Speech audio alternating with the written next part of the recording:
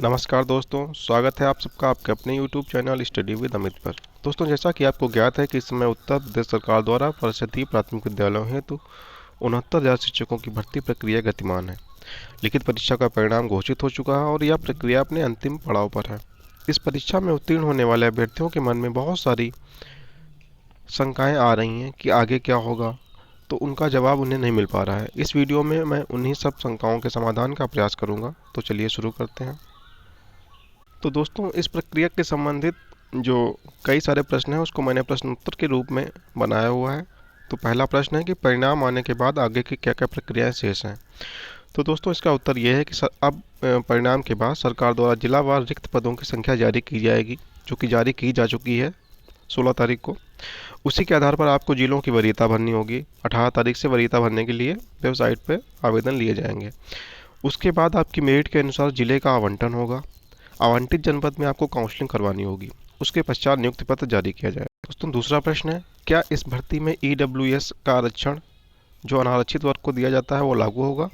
EWS का अर्थ है economic weaker section, अर्थात जो केंद्र सरकार द्वारा अनारक्षित वर्ग को 10% का आरक्षण का आदेश जारी किया गया था, वो इस भर्ती में लागू होगा या नहीं। तो दोस्तों, इसका जवाब है नहीं, क्योंकि जो इस भर्ती का शासनादेश है वो दिसंबर 2018 में आ चुका था। दिसंबर 2018 में फॉर्म लिए जा चुके थे। ईडब्ल्यूएस का जो आरक्षण है 10%, वो जनवरी 2019 में लागू हुआ है। और इस भर्ती का जो फॉर्म भरवाया गया था उसमें भी ईडब्ल्यूएस का कोई कॉलम नहीं था, इसलिए इस भर्ती प्रक्रिया में यह आरक्षण लागू नहीं होगा। दोस्तों, अगला प्रश्न है कि कितने जिलों का विकल्प भरना होगा। इसका उत्तर यह है कि इस भर्ती में 13 मई के शासनादेश के अनुसार आपको सभी 75 जनपदों का विकल्प भरना अनिवार्य है। 68,500 भर्ती में ऐसा नहीं था, उसमें आप केवल एक जिले का भी विकल्प भर सकते थे। ऐसा उसमें आवश्यक नहीं था कि आप 75 जिलों का भरें, लेकिन इस भर्ती में आपको 75 जिले भरना अनिवार्य है। अगला प्रश्न है, क्या इस भर्ती में दूसरी कट ऑफ लिस्ट भी जारी होगी। हाँ, इसका जो उत्तर है वो हाँ है। इस भर्ती में दूसरी लिस्ट जारी होगी। दूसरी और उसके बाद तीसरी भी आ सकती है। ऐसा इसलिए है क्योंकि इस भर्ती में बहुत से पूर्व में चयनित हैं जिन्होंने सिर्फ इसलिए फॉर्म भरा था कि उनको अपना मनपसंद जिला मिल जाए। यदि उनको अपना मनपसंद जिला नहीं मिलता है तो वे काउंसलिंग में प्रतिभाग नहीं करेंगे। दूसरी बात यह है कि जो पहले से चयनित हैं उनको एनओसी लेकर ही काउंसलिंग में प्रतिभाग करना होगा। तो उनको यदि एनओसी नहीं मिलती है तो भी वे प्रतिभाग नहीं कर पाएंगे। बहुत से लोग जो पहले से चयनित हैं वे जनपद विकल्प भरने की प्रक्रिया में हिस्सा ही नहीं लेंगे।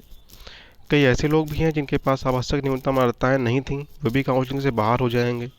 और जिनके फॉर्म में ऐसी कोई त्रुटि हुई है जिसका मेरिट पे प्रभाव पड़ता है, वो लोग काउंसलिंग से बाहर होंगे। मेरिट पे प्रभाव पड़ने का अर्थ ये है, मान लीजिए किसी के प्राप्तांक हाई स्कूल में 50% हैं, उसने 60% भर दिया है, तो उसको सुधार का कोई मौका नहीं मिलेगा, उसको इस प्रक्रिया से बाहर होना पड़ेगा। अगला प्रश्न है, चरित्र प्रमाण पत्र क्या अभी बनवाना होगा। इसका उत्तर है कि हाँ, आप 2 चरित्र प्रमाण पत्र अभी से बनवा लीजिए। ये दोनों ही चरित्र प्रमाण पत्र अलग अलग राजपत्रित अधिकारियों द्वारा निर्गत होने चाहिए। चरित्र प्रमाण पत्र आपको काउंसलिंग के समय ले जाना होगा।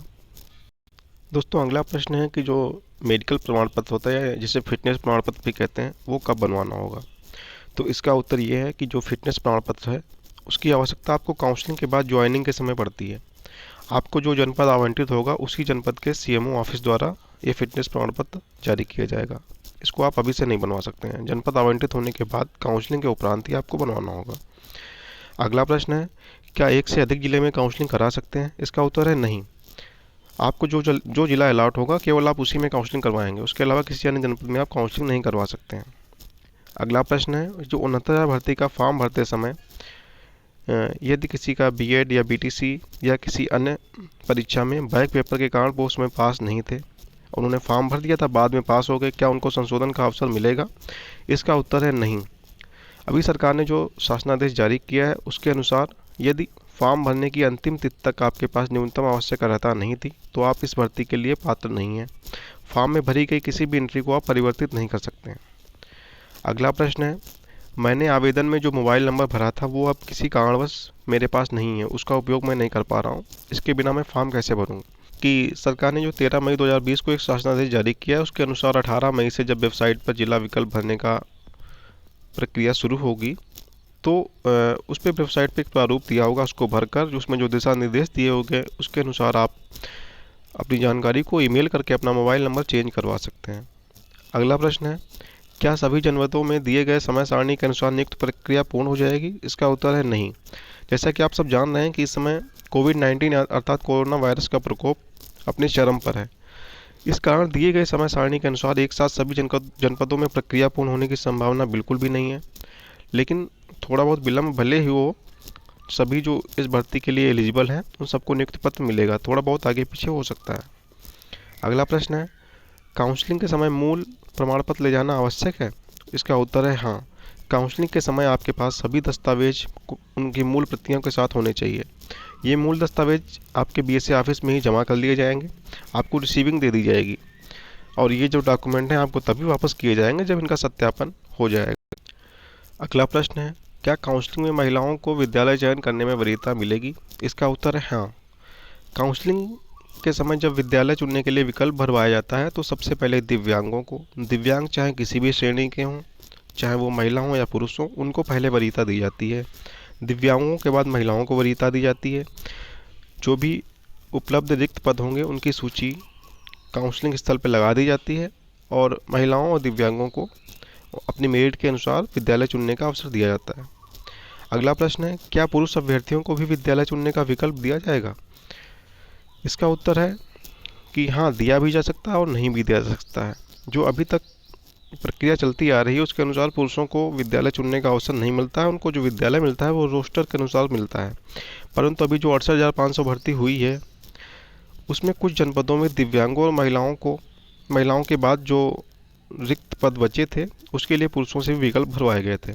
इसलिए संभव है कि अगर आप सभी लोग इसकी मांग अपने जनपद के वीएसए सर से करेंगे तो आपको भी इसका लाभ मिल सके। अगला प्रश्न है, क्या काउंसलिंग वाले दिन ही नियुक्ति पत्र मिल जाएगा? इसका उत्तर है नहीं। काउंसलिंग के समय केवल आपके मूल दस्तावेजों का मिलान आपके द्वारा आवेदन पत्र में दी गई सूचनाओं से किया जाएगा। काउंसलिंग के उपरांत लगभग 1 सप्ताह के अंदर ज्वाइनिंग लेटर जारी किया जाएगा। अगला प्रश्न है, जो भर्ती के लिए कई सारे शपथ पत्र बनते हैं, क्या वे उसी जनपद से बनेंगे जहाँ पे आपका चयन हुआ है?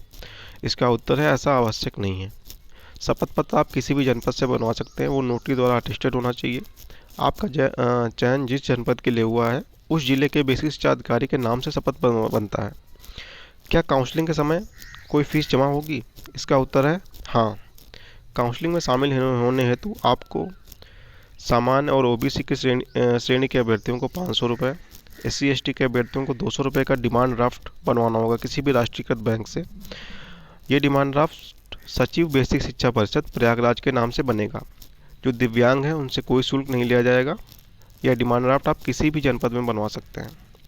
अगला प्रश्न है, क्या एक बार जनपद आवंटित होने के पश्चात उसको बदला जा सकता है? इसका उत्तर है नहीं।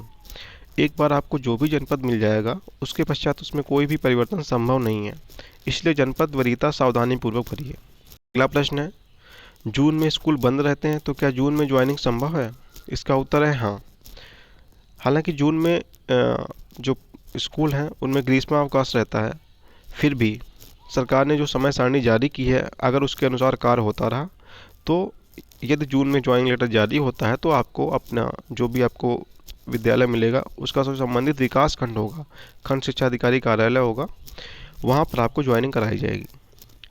अगला प्रश्न है, क्या इस भर्ती में चयनित अभ्यर्थियों का भविष्य में अंतर जनपदीय तबादला नहीं होगा? इसका उत्तर है कि ऐसा नहीं है। तबादला, यद्यपि 68,500 भर्ती में एक शपथ पत्र लिया गया था कि मैं भविष्य में अंतर जनपदीय तबादले की मांग नहीं करूंगा। ऐसा संभव है कि 69,000 भर्ती में भी ऐसा शपथ पत्र लिया जाएगा, लेकिन अभी जो 2019 में अंतर जनपदीय तबादलों के लिए आवेदन पत्र मांगे गए थे उसमें इस बात का कहीं जिक्र नहीं था और इसलिए जो 68,500 भर्ती में चयनित महिलाएं थी उन्होंने तबादले के लिए आवेदन किया था जो गैर जनपदों में है। इसलिए इस बात को लेकर परेशान ना हो, तबादला होगा, भविष्य में अवश्य होगा। अगला प्रश्न है और अंतिम प्रश्न, मेरा 69,000 भर्ती का परीक्षा का रोल नंबर नहीं मिल पा रहा है तो मैं परिणाम कैसे देखूं? देखिए, अब ये तो आपकी लापरवाही है।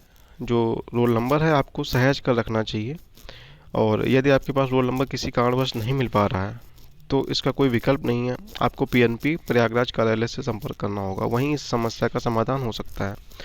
तो दोस्तों, आशा करता हूँ कि मेरे द्वारा ये दी गई आपको जानकारी पसंद आई होगी। यदि पसंद आई है तो कृपया इस वीडियो को लाइक कीजिए और चैनल को सब्सक्राइब कीजिए। यदि आपके मन में कोई और प्रश्न है तो कमेंट बॉक्स में मुझे बताइए। धन्यवाद।